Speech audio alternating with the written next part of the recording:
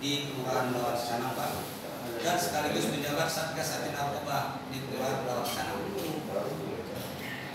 Kalau menanggapi tentang radikal kelompok, saya rasa perlu diadakan penyuluhan secara rutin di kelompok di desa ataupun di kelurahan masing-masing untuk mencegah kedepannya agar paham-paham radikal ini lebih berkurang dan tidak berkembang, Pak.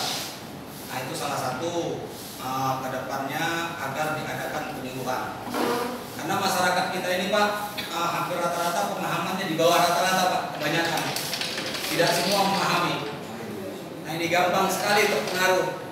Apalagi kalau dikasih uang 10.000, 20.000, udah ngikut itu, Pak. Nah, seperti itulah masyarakat kita. Nggak semua pintar belum. Jadi mereka itu termasuk korban.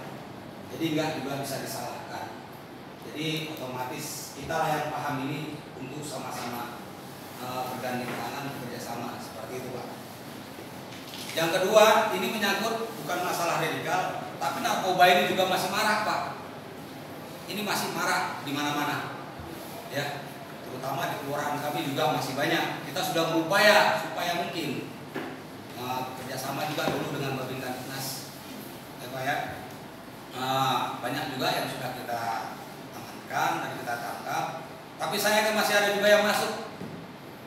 Nah, ini juga mempengaruhi dengan beredarnya narkoba di Kelurahan Belawan Sanang itu, pola pikir masyarakat itu aneh.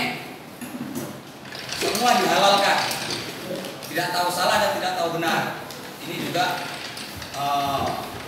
mengurangi rasa kenyamanan oleh masyarakat. Nah, itu. Jadi dengan kegiatan dari Satgas Anti Narkoba ini, Pak, kita beberapa kali sudah kena ancam. Bahkan hampir mati kita, Pak, sudah. Ya, itulah selaku saya masyarakat Indonesia, warga negara Indonesia, itulah yang dapat saya berikan kepada bangsa saya tanpa imbalan spesial pun. Nah, untuk kedepannya kalau dapat, Pak, penyuluhan itu perlu ditingkatkan lagi di kelurahan-kelurahan atau di desa masing-masing agar untuk mencegah pemahaman radikal dan narkoba dengan jackpot atau dingdong. Ini juga perlu dibasmi. Ini merusak semua. Cukup banyak, beberapa titik di kelurahan kita cukup banyak itu. Ada dingdong, ada narkoba. Nah, itu perlu, Pak, dibasmi. Ada juga sebagian yang sudah tahu modusnya seperti upal, ya, upal ataupun uang palsu. Kejadiannya tahun 2013. Bahkan kita sudah ngomong sampai ke Humas Polda dengan Bu Saryana Ginting, tapi juga nggak ada tanggapan. Orangnya tahu, tapi dibiarkan sampai sekarang. Nah, itu juga nggak benar.